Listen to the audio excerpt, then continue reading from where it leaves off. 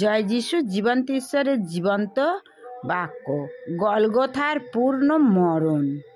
জেরুসালেমের নগরের অনতি দূরে কালভেরি পর্বতে মাথার খুলির ন্যায় একটি স্থান ছিল, যার ইব্রীয় নাম গলগথা।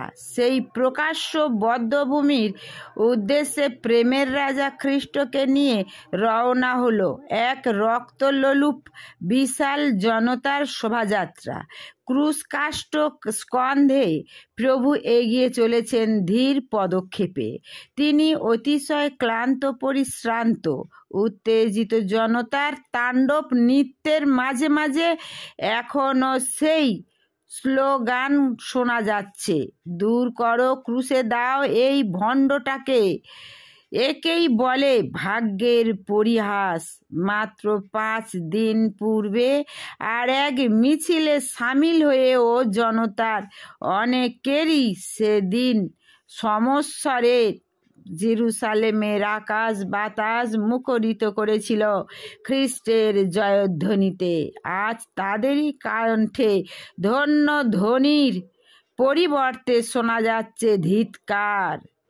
এক সময় প্রচারকদের রাজকুমার চার্লস স্পার্জন লন্ডনের এক উদ্দীপনা সভায় উপদেশ নিয়ে মঞ্চ থেকে অবতরণ করে শ্রোতাদের সঙ্গে আলাপ করতে লাগলেন।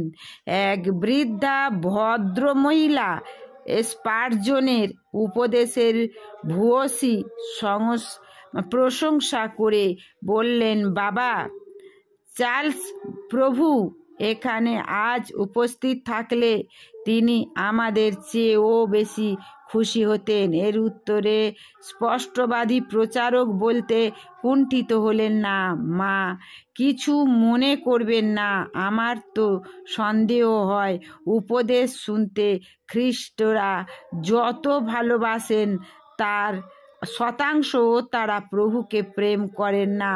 বলতে বাধা নেই, আজ যদি খ্রিস্ট এখানে সশরীরে উপস্থিতি থাকতেন তবে আমাদের অনেকেরই তাঁকে লন্ডনে নিকটবর্তী কোনো পর্বতে আবার ক্রুশে দিতাম।